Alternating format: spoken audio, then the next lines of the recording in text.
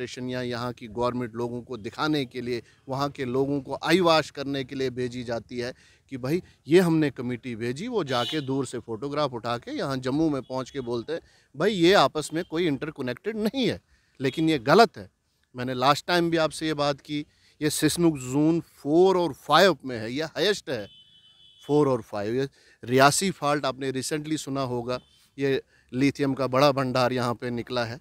अगर आप देखेंगे लिथियम को एक्सट्रैक्ट करने में इतना पानी लगता है, इसकी एक मिसाल है चिली। वहाँ पे आप देखेंगे कि पानी का कहत पड़ गया है, वहाँ पानी नहीं है। और रिसेंटली आपने फिर एक चीज़ देखी होगी कि गवर्नमेंट ऑफ इंडिया ने एक लेटर भेजा है, कम्युनिकेशन पाकिस्तान गवर्नमेंट को भेजा है to amend the treaty of Indus water treaty जो है उसे अमेंड करेंगे। वो आज पिछले 1-2 महीने से पाकिस्तान की गवर्नमेंट को पहुंचाया गया है। क्या आपको ये नहीं लगता है ये जो एक सारा प्रोसीजर है, इस लिथियम के भंडार को निकालने के लिए ये पानी यूज़ किया जाएगा? अगर आप, मैंने फिर वही बता रहा हूँ, बगलियार से लेके पकड़ डुल मड़वा तक ये 11 से 12 प्रोजेक्ट है और कोई भी प्रोजेक्ट 900 मेगावाट से नीचे नहीं है। और ये सिस्मिक जोन आप देखो, जूं ये प्रोजेक्ट काम कर रहे हैं, जूं ये रास्ते बन रहे हैं, जूं ये सिस्मिक ये जो प्रेशर बन रहा है, जूं ये स्टीम ज़मीन के अंदर प्रेशर बना रही, यहाँ भूचाल आ रहे हैं। रिसेंटली आपका 3.8 लास्ट भूचाल जो कटरा में आया 2000, ये भूचालों की सिस्टम आज का नहीं है। 1500। आप देख रहे हैं न्यूज़ सैर इंडिया और मैं हूं अरफाज़ अहमद डांग।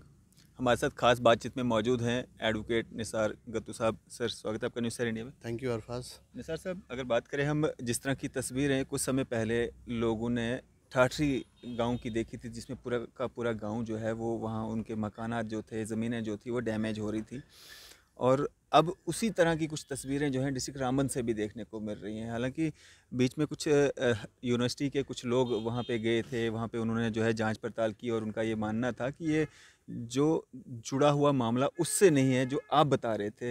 ये मतलब वैसे ही उन लोगों ने जो नींव रखी थी मकानों की वो उतनी मजबूत नहीं थी, नालियाँ नहीं बनाई थी, जिस कारण ये क्रैक्स पड़े। लेकिन अब जब रामबन से भी इस तरह की रिपोर्ट्स आ रही हैं तो कैसे देखते हैं और क्या कुछ कार्रवाई जो है इस पर चल रही है?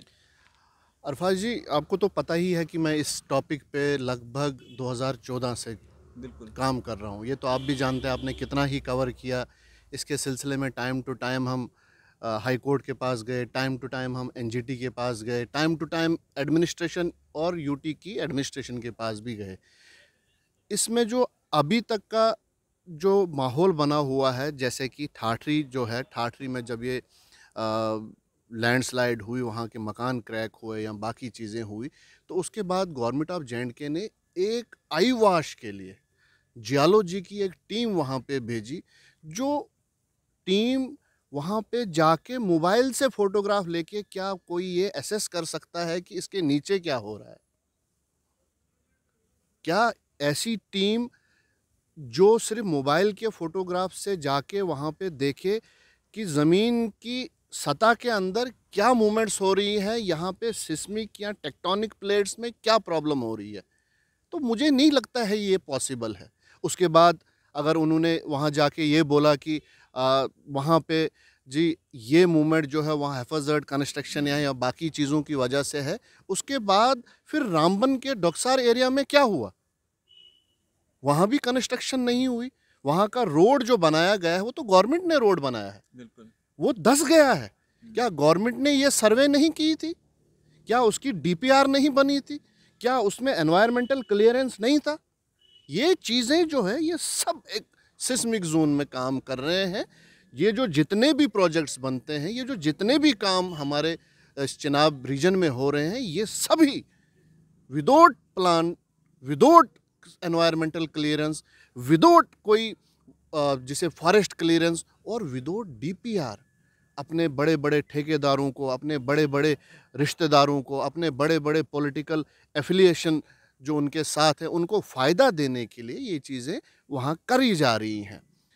आपको मैंने लास्ट टाइम भी बोला था, ये एक ऐसा प्रोसेस है, एक कॉन्ट्रैक्ट निकलता है, दिल्ली का कोई बड़ा ठेकेदार इसको लेता है, उसके बाद जम्मू के ठेकेदार को सबलेट किया जाता है और उसके बाद फर्दर फिर डोडा के किसी छोटे से ठेकेदार को उसको बोला जाता है कि भाई आप वहाँ पे जेसीबी लगा के काम शुरू कर दो, और जेसीबी चलता है आगे आगे, पीछे पीछे गाड़ियाँ चलनी शुरू हो जाती, और उसके बाद आप तीसरे दिन सुनते हो वहाँ एक्सीडेंट हो गया, वहाँ 50 लोग मरे, वहाँ 40 लोग मरे, वहाँ 20 लोग मरे।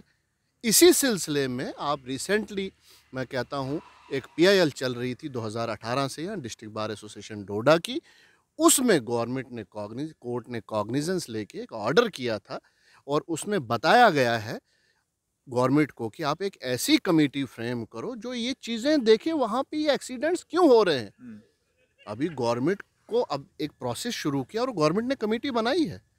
इसमें आपके वहाँ रेवेन्यू अथॉरिटीज़ रखे, टेक्निकल ऑफिसर्स रखे, जियोलॉजी माइनिंग के ऑफिसर्स रखे, या वहाँ जो हाईवे बना रहे हैं उनसे सजेशन मांगी गई हैं कि ये कैसे हम इनको कैसे दूर किया जा सकता है ये एक्सीडेंट।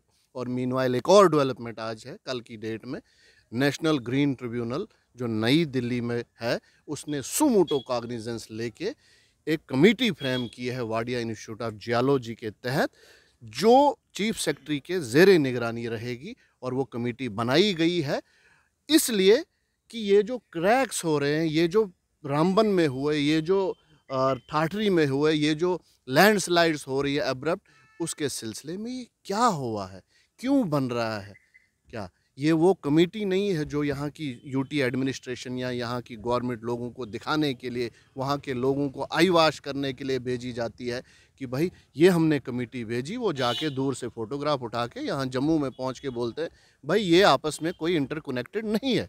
लेकिन ये गलत है। मैंने लास्ट टाइम भी आपसे ये बात की, ये सिस्मिक जोन 4 और 5 में है, ये हाईएस्ट है 4 और 5। ये रियासी फॉल्ट आपने रिसेंटली सुना होगा, ये लिथियम का बड़ा भंडार यहाँ पे निकला है। अगर आप देखेंगे लिथियम को एक्सट्रैक्ट करने में इतना पानी लगता है, इसकी एक मिसाल है चिली।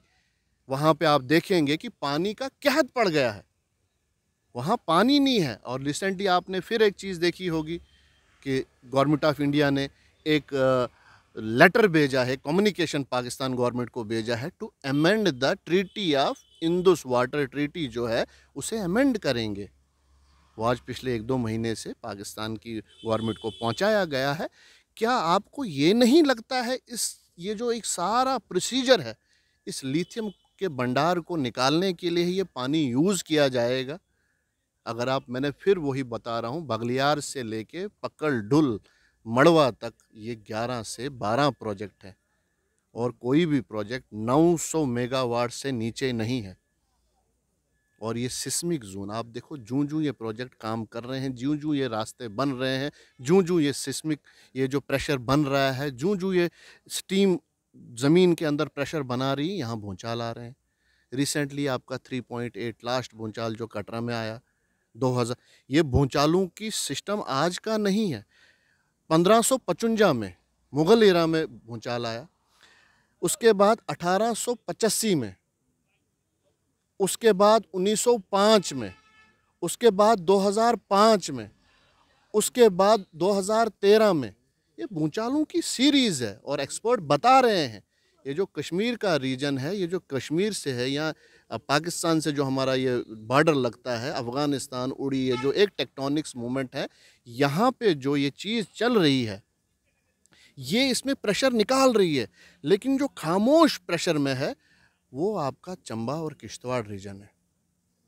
पिछले 1555 से लेके 2022 तक कोई भी बड़ी मूवमेंट और छोटी मूवमेंट नहीं है वहाँ पे। और आप देखेंगे, आप ये नोट करके रखिए अरफाज जी, आने वाले वक्त में, ये एक्सपर्ट ने बोला है, लेकिन हालात ऐसे हैं कि हर बंदा चुप बैठा है इस चीज़ पे। लेकिन ये आने वाले वक्त में मैं पिछले पूरे 8-9 साल से इसी चीज़ को बोल रहा हूँ, इस चिनाब वैली को, इस चिनाब के रीजन को सेव करो। यहाँ के लोग आने वाले वक्त में बहुत बड़े हादसे के शिकार होने वाले हैं। गवर्नमेंट लीस्ट बॉदर्ड है इसके लिए, और एक्सपर्टों ने बोला है, अगर आप अखबार खोल के देखेंगे, रिसर्च पेपर खोल के देखेंगे, तो आपको मिलेगा कि चंबा और किश्तवाड़ का जो मूवमेंट है ये बहुत चुप है। और आने वाले वक्त में जिस तरह 2005 में उड़ी में आया और आपने देखा कि कितने लोग मरे, घरों के घर उजड़ गए। छोटा सा 5 रिएक्टर स्केल का 2013 में भूचाल आया, आपका भद्रवा में एपी सेंटर बना और आपने देखा कि कितनी नुकसान हुआ है। और ये आने वाला वक्त, अरफाज जी याद रखना, हम उस जोन में फंसे हुए हैं। जूं-जूं ये प्रेशर बनेगा, जूं-जूं ये पानी अंदर ज़मीनों में जाएगा, स्टीम बनेगी, टेक्टोनिक मूवमेंट्स होंगी और ये नुकसानदेह पूरा रियासी से लेके आपका पक्कल, डुल, बन्नी, बिसोली एरिया जो है हमारा, इस पे होना है। लेकिन गवर्नमेंट अभी भी इस पे खामोश है और सेंट्रल गवर्नमेंट ने, कल की बात मैं बता रहा हूँ, एनजीटी ने इसी पे कॉग्निजेंस लेके एक सू मोटो कॉग्निजेंस लिया और यूटी गवर्नमेंट को एक ऑर्डर निकाला है कि आप चीफ सेक्रेटरी के नेतृत्व में, जिसे under observation of chief secretary, एक कमिटी फ्रेम करो और ये इसमें देखो कि बात क्या हो रही है। यहाँ तो लोगों की बात ही नहीं है, यहाँ एडमिनिस्ट्रेशन की बात ही नहीं है, इसमें एक्सपर्ट लोग होने चाहिए। इसमें कोई आम, अरे अरफाज जी, मैं यहाँ से एक वकील हूँ, मैं यहाँ से निकलूंगा डोडा में जाके या भद्रवा, किश्तवाड़, रामबन, रियासी या राजौरी, पुंछ में जाके बता सकता हूँ कि भाई वहाँ के हालात क्या है, वहाँ के एनवायरनमेंट क्या है, वहाँ भूचाल कब होगा। एक एक्सपर्ट कमेटी नीड होती है इसमें। आप देखो कि आहिस्ता आहिस्ता बड़ी सीरियसनेस आ रही है। कल ही कमेटी फ्रेम हुई गवर्नमेंट ने, इसमें मैंने आपको बोला पीआईएल है, डिस्ट्रिक्ट बार एसोसिएशन डोडा की, उसमें एक ऑर्डर हुआ है और उसमें कमेटी फ्रेम की एक्सीडेंट रिलेटेड। और कल की ही डेट में यहाँ से दिल्ली में एनजीटी ने भी कॉग्निजेंस लिया है और ये कहीं ना कहीं इस चीज़ को आहिस्ता आहिस्ता सीरियसनेस हो रही है। जूं जूं नुकसान हो रहा है, जूं जूं लोगों को नुकसान हो रहा है, तो गवर्नमेंट भी सीरियस हो रही है। अब ये गवर्नमेंट कितनी सीरियस होगी, वो चीज़ आने वाले नुकसान पे है। अगर ज़्यादा नुकसान होता है तो मुझे लगता है गवर्नमेंट ज़्यादा सीरियस होगी। बिल्कुल।